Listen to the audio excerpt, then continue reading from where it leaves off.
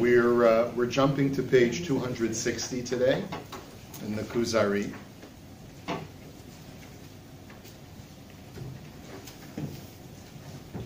And we're going to finish Ma'amar Sheni. We're finishing the second essay. Also want to let you know there's no class next week. I'm out of town. So we'll meet again, in, God willing, in 2 weeks from today. No class next week.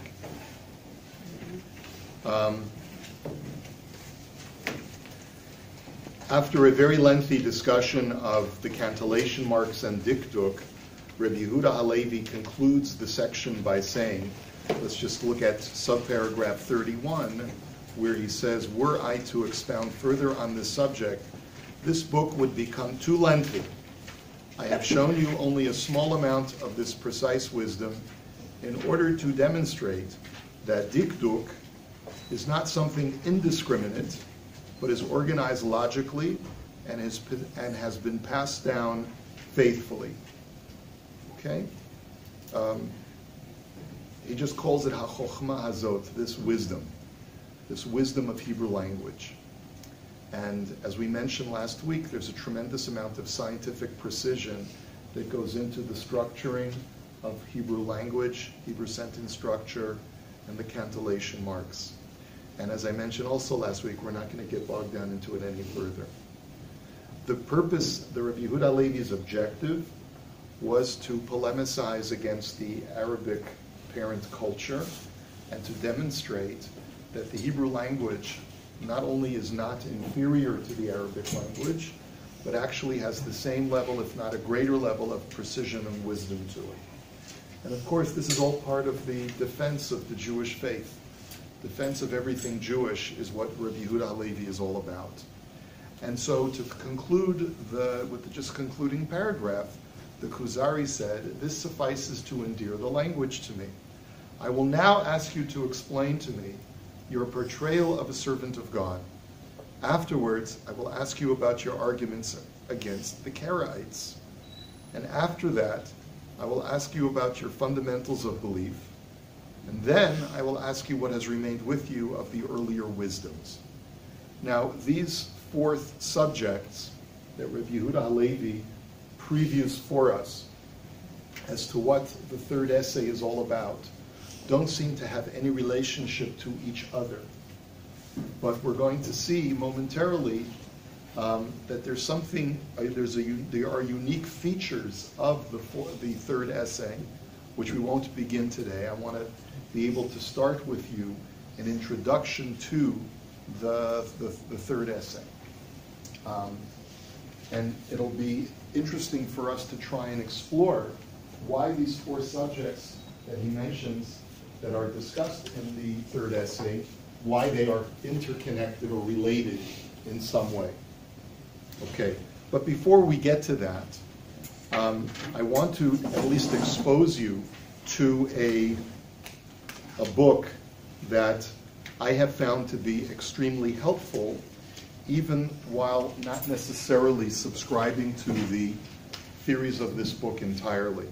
This is a scholarly work that was written several years ago, probably about 20 or 30 years ago. I don't remember the exact date of when it was first published in Hebrew, but it was written by Professor Yochanan Silman, who was a professor in Israel, and it was later translated into English by the Sunni Press, which does a lot of scholarly works in English.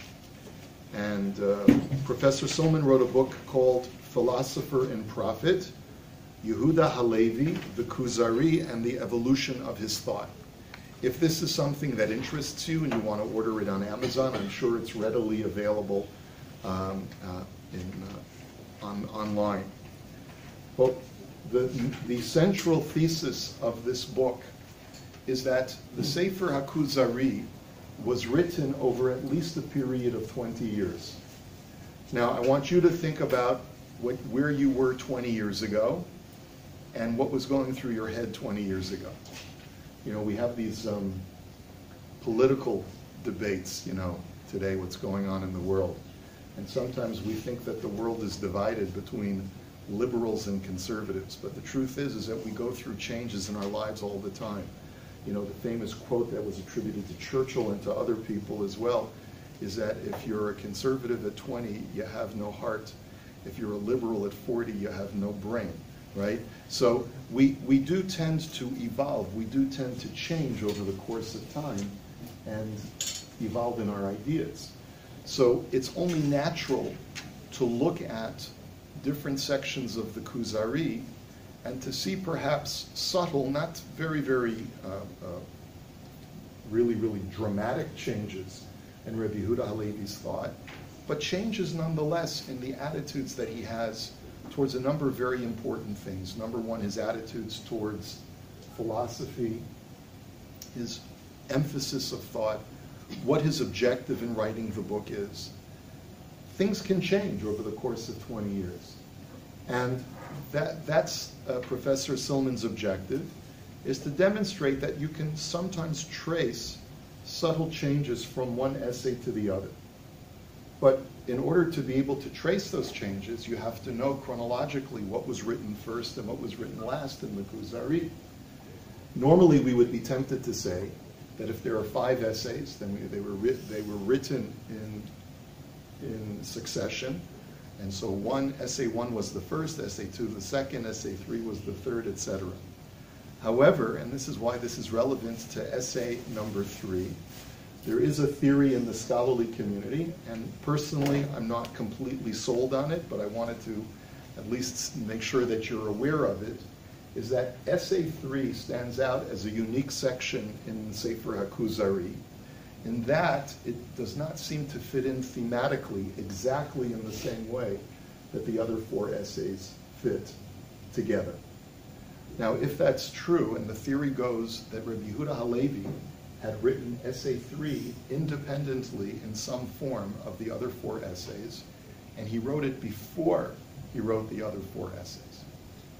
And there is and we'll see some of the theory in just a minute when we read a section from Yochanan Silman's work. Okay? Can I ask a question? Sure. Before you finish the last one. Yeah. When you were talking about the language, I meant to bring this actually.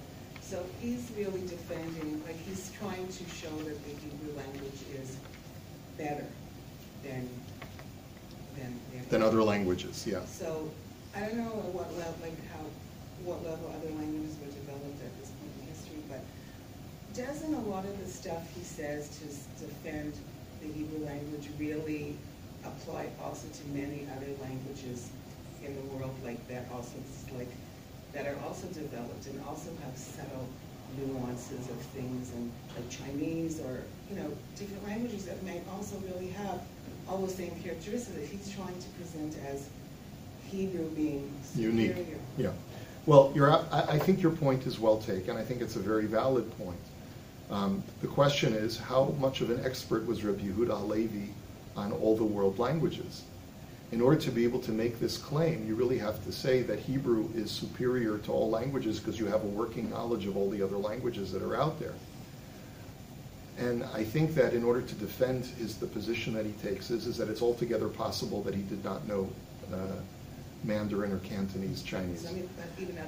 But even so, even if he didn't know those languages, and English was not a very developed language, or certainly not developed to the point that it is today, the point that he's trying to make is to defend Judaism against the backdrop of its detractors.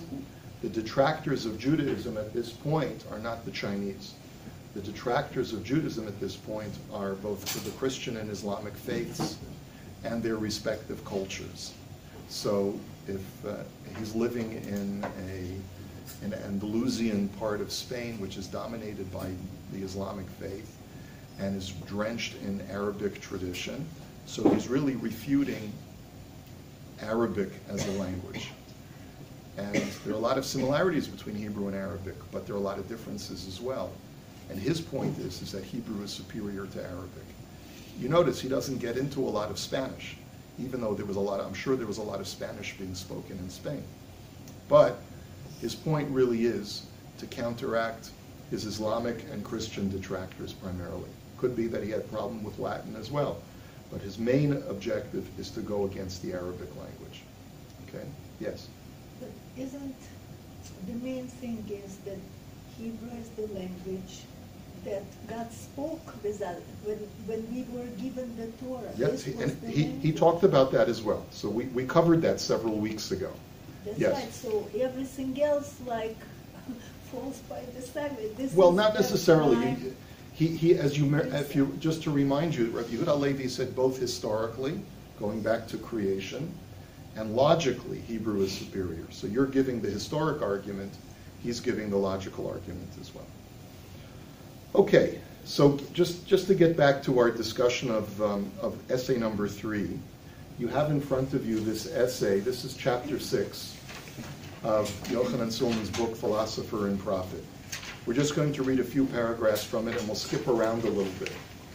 I apologize because the page numbers, I think, got truncated because they're on the bottom of the page. So we'll just shout out what page we're on. The chapter that begins with number 6, Introduction to the Earlier Thought. Number 1, the philosopher's thought versus Judah Halevi's thought. Everyone got it? Judah Halevi's thought in the Kuzari gradually distances itself from Aristotelian philosophy. There are various reasons for this movement. Some, historical events and personal experience, have nothing to do with philosophy. Others are internal developments in his doctrine that lead to imminent criticism of basic axioms of Aristotelian philosophy. Now, one of my critiques of Silman's work over here is that he takes a lot of assumptions that he's making as fact. And I never like it when I read a scholarly work that says it's definitely this way when it's really only a hypothesis. All of this that he's presenting is hypothetical. It's not established fact. The very idea that Rabbi Yehuda Halevi's thoughts evolved and changed over the course of time is in itself a hypothesis and can be read in a number of different ways. So I just want you to bear this in mind. Even though he's stating this emphatically as a statement of fact, it's really just his hypothesis. I think there's basis for it, but I don't think that you can say it, go out on a limb and state it emphatically as fact. Halevi's thought shows an acute awareness of the meaning of the historical events of his age, such as the Reconquista, which basically is the term that's used to describe the wars that were taking place in the earlier part of the second millennium, right? The 11th and the 10th and 11th and 12th centuries. The wars that were going on between the Muslims and the Christians, the struggle over the conquest of Spain. The Muhabdi invasions, which is a reference to the Almoravids, people who came from the Moroccan area to conquer Spain. And the Crusades, including the Crusader conquest of Jerusalem in 1099. Now, that's his hypothesis. There are allusions to these ideas in the Kuzari, but Halevi doesn't state these things explicitly. But he says these fateful events worsened the situation of the Jews, imperiled their future, and underscored the problems associated with the unique historical destiny of the Jewish people. They reawakened the trenchant questions about the meaning of Jewish history in both past and present, and gave added urgency to the issue of the future existence of the Jewish people.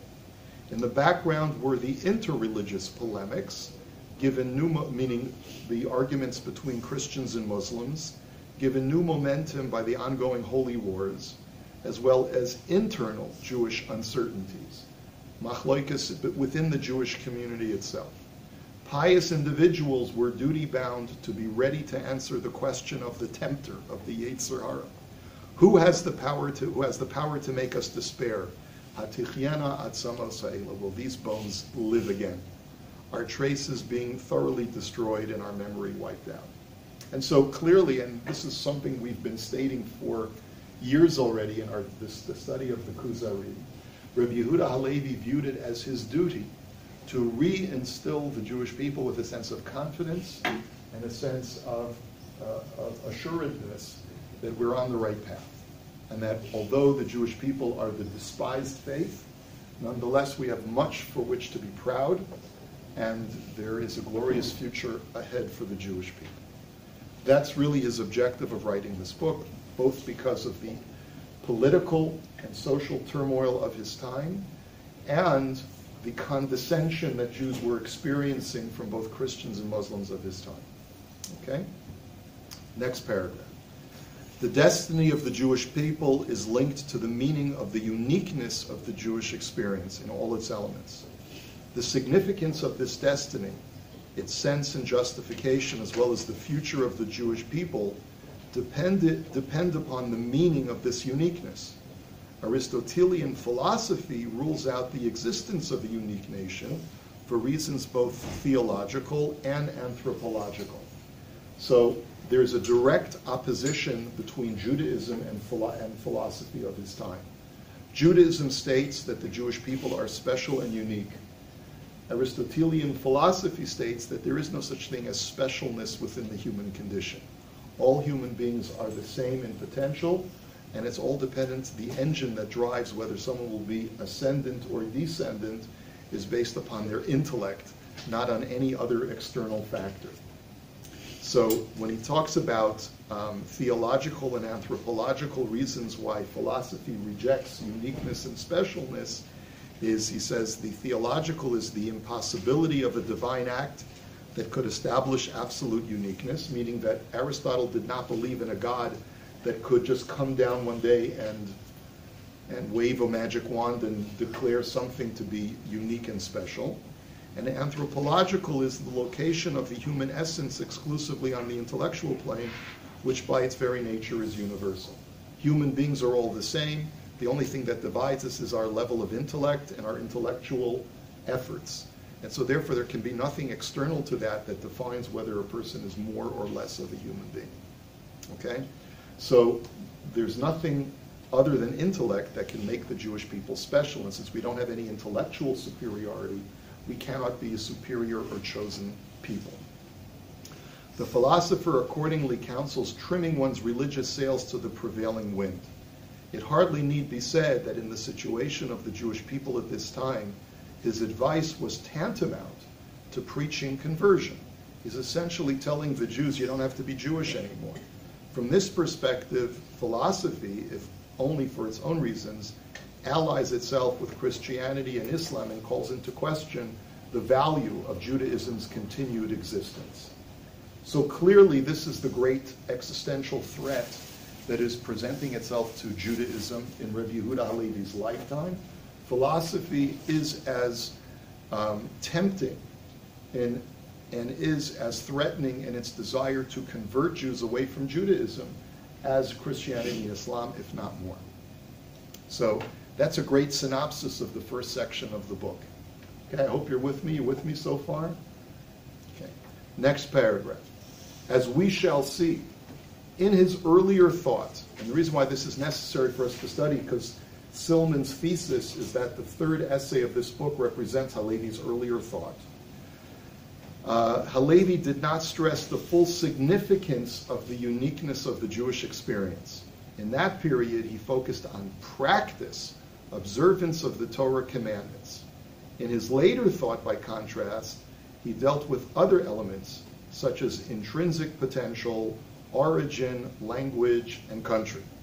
Nevertheless, even at this stage, meaning the early stage, in the evolution of his thought, we see an increasing willingness to draw conclusions from this uniqueness, conclusions that are incompatible with the philosopher's outlook.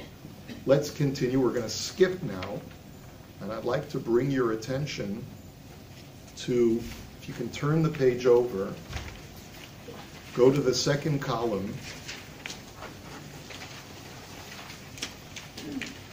which starts with the paragraph, this first paragraph starting with the words, in addition to.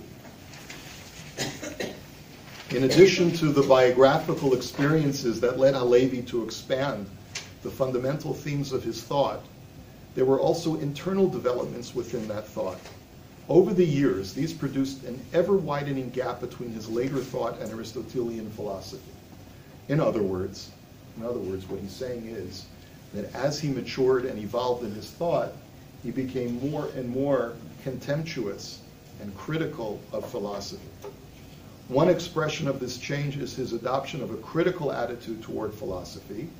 Another is his disposition to accord greater prominence to the primacy of empirical data over theoretical conclusions. Now, this is an important point, and it needs to be borne out. Philosophy was the science of its day, but there's a major, major difference between medieval philosophy and modern science. The engine that runs facts that are discovered through philosophy are intellectual theoretical conclusions. Aristotle did not have instruments to measure what he was suggesting to be true about the universe. He looked as far as his naked eye could see, and made conclusions about the truths of the universe based on what was going on in his noggin. Okay? Science today rejects that methodology. That methodology is not the way to discover ultimate truths. You discover ultimate truths through empirical data. And if you don't have a way of measuring that empirical data, then science rejects those things as even possibilities. That's why modern science today rejects the existence or the possibility of God for the most part, because it's not something that's empirically quantifiable. But Aristotle did not have the same methodology. But as we're going to go on in the Kuzari, and we see the evolution of his thought, Rabbi Yehuda Halevi, ironically, is more of a scientist than he is a philosopher. And he says empirical data is the final arbiter of truth. The basis for Judaism, therefore, is not the philosophical truths of Judaism, but is rather the empirical data that we have from Maimad Har Sinai, from the events that happened at Sinai. Because as he says in a number of places, you cannot deny the truths of what your ears and your eyes tell you. So the most convincing arguments to the truths of Judaism are the events that took place at Har Sinai, despite the apparent illogic of God as is described in the Torah. If Hashem appeared to us at one place and at one time and gave us commandments, then no matter how illogical that may be from a philosophical perspective, if it happened, it happened. And there's no way to refute it. Okay? So this is where Silman says Rabbi Yehuda Halevi is headed. In the earlier part of his thought, he's not really making that kind of dichotomous division between philosophy and his own thinking. But as he evolves further, he does make those divisions. In his earlier thought, his only criticism of philosophy stems from his recognition of the boundaries of philosophical knowledge and his endeavor to expand them on the basis of the historical experiences of the Jewish people and his own personal religious experiences. In his later thought, however, his criticism expands to include an expose of the dogmatic nature of certain axioms of philosophy. This expose maintains the relative superiority of Aristotelian philosophy over other worldviews based on the human intellect that contemplates a world subject to natural law, but it also opens the way for the possibility of knowledge of a higher order. So what I believe Silman is trying to say is that not only does he polemicize against philosophy based on the experiences of the Jewish people, but also by trying to demonstrate that the arguments that philosophers make are not really well-founded, that they're based on faulty assumptions or assumptions that really have no basis. And so therefore he further sort of digs in his heels and rejects philosophy, not only because of the empirical data that supports the Torah, but also because of the faulty arguments contained within philosophy itself. The superiority of empirical data is an important principle in Halevi's thought. The Rabbi notes without reservation that Aristotle too would have altered his opinion had he been granted an immediate or even mediated prophetic experience. In Halevi's later thought, this superiority becomes the principle of the a priori relativity of any worldview that originates in intellect, a relativity interpreted as contingent but not random. These are technical terms. But basically what he's suggesting is, and we're going to skip from this point, is that no matter how much your intellect may argue a point, when you experience something prophetically, it's much more convincing because it's an experiential revelation, not something that you come up through logic. Okay, let's skip, if you can turn to the next page.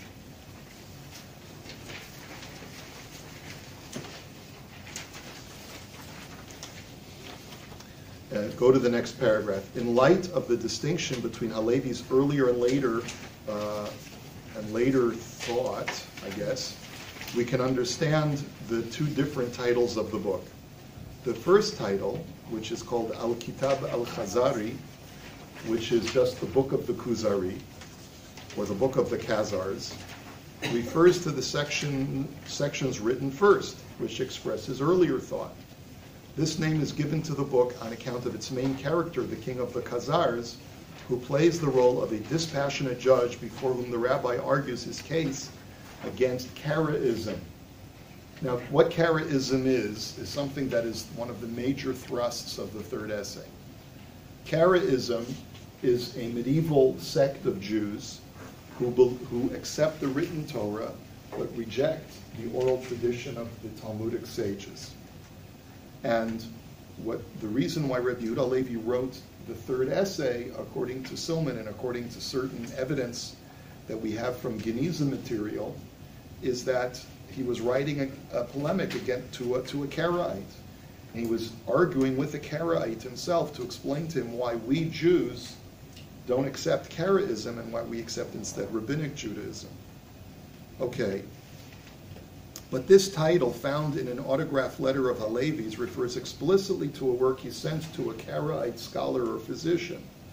The later title, Kitab al-Radwa al-Dalil, Fildin al-Dalil, the book of refutation and proof on the despised faith, was given to the book as we have it before us, a large portion of which expresses Halevi's later thought. With slight variance, it appears in all extant manuscripts. So this later book really has two titles, the Kuzari and the book of refutation and proof of the despised faith. And that's why even in this Feldheim edition you see the Kuzari in defense of the despised faith. It's got two titles, and those two titles actually both appear in most of the manuscripts of earlier manuscripts of the Kuzari. It's Silman's contention that the earlier part of the Kuzari, which is the third essay, was originally just called the Kuzari, and when Rabbi Yehuda Halevi expanded the work, he then gave it the second title as well. Okay, we're not going to go through the rest of it, but I did want you to see, just turn the page one more time and go to section 2, where he talks about the uniqueness of part 3 of the Kuzari. You see that section, number 2? The uniqueness of part 3 of the Kuzari. Various reasons have been offered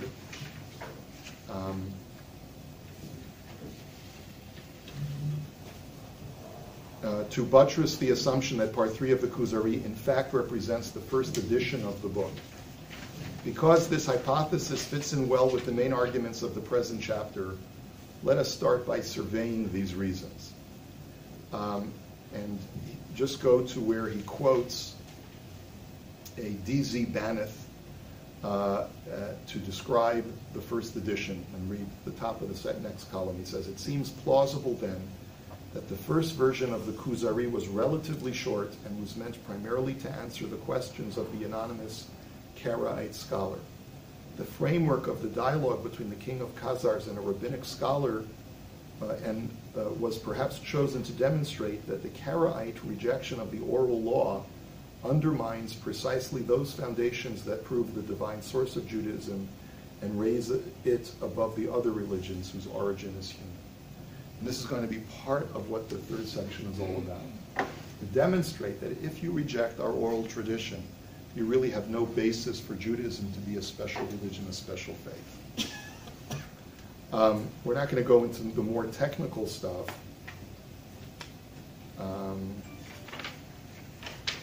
But if you go down to the bottom 4 lines of this page, he says, by comparing the arguments in the various parts of the book, we shall attempt to demonstrate the following contentions. 1, Part 3 and certain groups of sections in the other parts reflect a particular doctrine. 2, this doctrine is in many ways close to the views of the philosopher as he himself expounds them in Part 1. Meaning that even though in Part 1, Rabbi Yehuda Halevi completely rejects the arguments of the philosopher, we may find some similarities between some of the things he writes in Part 3 with the philosopher, ironically, and not the rabbi. Okay, this proximity of doctrine, as we have seen, attests to the relative earliness of this stratum. The first claim that Part 3 expresses a specific doctrine is compatible with its literary characteristics as unified and independent of the other parts. The second argument sits well with the idea that Part 3 belongs to the first version of the book.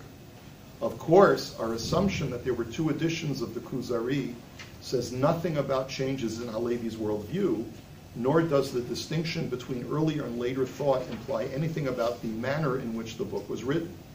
Even should the opinion that there were 2 versions be refuted someday, the conclusions of the present work would remain valid. So here he's hedging his bets, and he says, even if I'm proven wrong, that there never were 2 different editions of the Kuzari, but nevertheless, it's still important to observe that Essay 3 occupies a different writing style. Hence, too, nothing in our demarcation of the boundaries of the first version is definitive proof that a particular section expresses Halevi's earlier thought. Nevertheless, the assumptions that Part 3 survives more or less intact from the first edition, and that Part 3 in its entirety reflects Halevi's earlier thought, are compatible and reinforce each other. An investigation of the nature of Halevi's earlier thought, including a clarification of how Part 3 fits into it, requires 2 things: discovering Halevi's earlier opinions on central topics, and 2, juxtaposing these views with Halevi's later views on parallel issues and with the views of the philosopher. Okay, so that will serve as an introduction to our embarking on Essay 3. Be prepared to encounter a slightly different writing style, if indeed Silman is correct that it was written earlier than the other 4 essays. And the only thing that we would have to add is that when Rabbi Yehuda Halevi was compiling all 5 essays together, he had to stitch Essay 2 to Essay 3 in some way, even though Essay 3 was written earlier, which is really what paragraph 81 in Essay 2 is all about. It's not a contradiction, even though paragraph 81 that we're currently on says, I'm now going to discuss the things that we're going to encounter in Essay 3, that doesn't mean that Essay 3 was not written earlier. It could have been easily written earlier, and then when Rabbi Yehuda Halevi said, okay, I'll put this in Essay 3, let me stitch together a connecting paragraph to make sure that people see the continuity. But it's altogether possible that these were compiled at different times. That's really all I wanted to present to you today.